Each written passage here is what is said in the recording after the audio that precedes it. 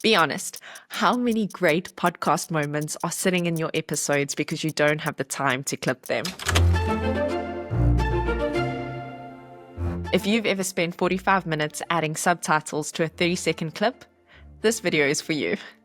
I'm going to show you how I found an editor using Fiverr, the sponsor of today's video, and how I went about the briefing process to get to a point where my short form clips are driving the right audience to my full podcast episode. But before we get into it, let me first talk to you about why most podcasters give up on their social media strategy before they even get a chance to build momentum.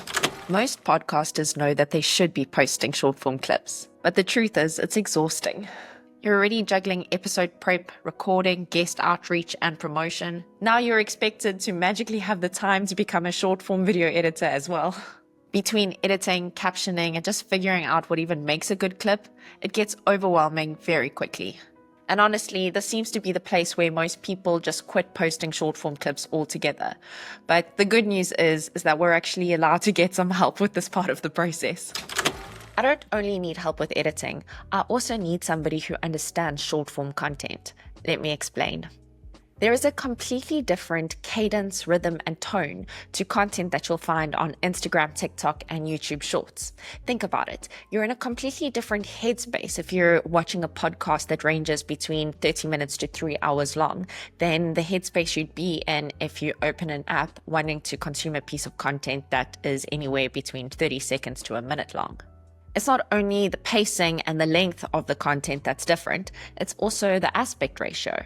For both YouTube and Spotify, my podcast is filmed in the typical aspect ratio of what you'd expect for a horizontal video, whereas my short form content is typically in the aspect ratio of what you'd expect to see in a vertical video. This is why I use a professional. Because a skilled editor doesn't just save me time, they bring a fresh perspective, they have experience in knowing how to hook an audience, and my content has really stood out instead of drowning in the sea of endless scrolling. I'm really grateful to my editor for taking the stress of short form content off of my plate, because now I'm able to have my podcast in front of the right audience in the right format on the right social platforms. Now, before I show you how I found my editor, let me walk you through what I felt to be important to know before I reached out. First off, I found 2 creators whose short form content I admired. I had links to their shorts that I could show my editor as a benchmark of what I wanted my shorts to look and feel like. The next thing is up for debate because I asked my editor not to include any background music to my clips because I wanted to make use of any viral songs that were trending so that I would be able to ride some proverbial viral wave, if there was one, to put my content in front of a larger audience. But even though trending audio can be beneficial for increasing reach, it's not a guarantee to going viral. So if using trending audio is not part of your marketing strategy, you could ask your editor to use royalty-free music for your clip. And it would also be helpful to suggest a specific vibe that you want. So even though I never asked for background music, I did, however, ask my editor to include sound effects when it came to transitions as well as to icons popping up on the screen. Publishers to have a presence on at least 1 or 2 social media platforms where they can see that you're engaging with Then, because I have a good understanding of my current audience, I looked at my entire podcast episode and cut certain clips from the episode that I then sent forward to my editor, as opposed to handing over an entire episode to my editor and then asking them to find the clips in the whole episode. For my actual podcast, I'm relatively relaxed when it comes to pauses or filler words such as ums or you know. But when it comes to my short form clips, I prefer to cut these out. I do this to keep the clips punchy and concise. And like I mentioned earlier, when I upload my podcast episodes to YouTube and Spotify, they are horizontal videos. So before I even send my clip to my editor, I like to convert the aspect ratio from a horizontal video to a vertical video, because all of this is just basic edits and it's not something that I want to waste my editor's time on. I'd rather them spend their time waving their magic wand over my social content to make it stand out, as opposed to them just wasting the time doing the mundane things that I think most of us are able to do. Also, the more you expect an editor to do, the more it's going to cost you. So at this point, I knew what I wanted from a short form piece of content when it came to having icons.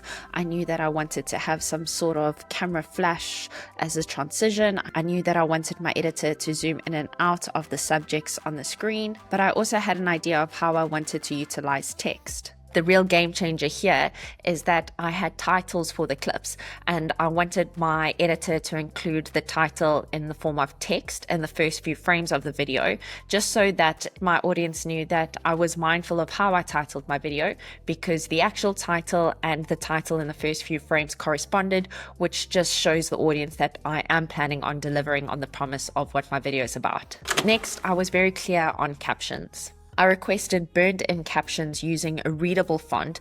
Now, there are many ways that you could go about captions. It's really up to you and your taste.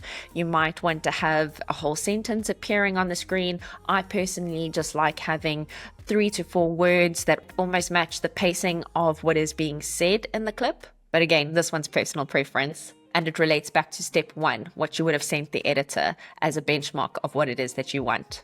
I also then communicated my expectations around pacing and cuts. Beyond just visual references, I shared notes on the editing style I liked. I spoke to quick cuts, zoom ins, and punch-ins on impactful moments or phrases to keep my viewers engaged.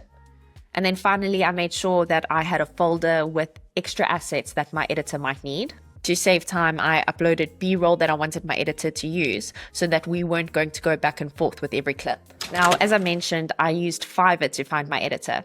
And I've used Fiverr for multiple projects, both personally and professionally over the years. And when it came to finding an editor for my short form clips, I searched for editors that edit short form content. And after looking at ratings, pricing, as well as examples of what the editors have done for past clients, I decided to reach out to this editor to see if he'd be open to working on my projects. I have included a link to the editor that I use in the description below, just in case you enjoyed the variety that I've shared so far when it comes to the clips that he's created for my podcast episodes.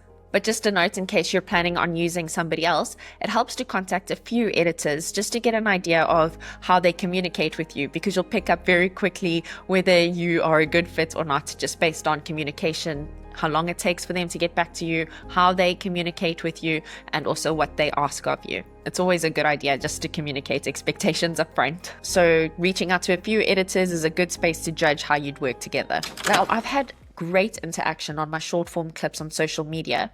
And with YouTube, I've even been able to link these clips to the full video to allow for prospective podcast listeners to find my show with one click.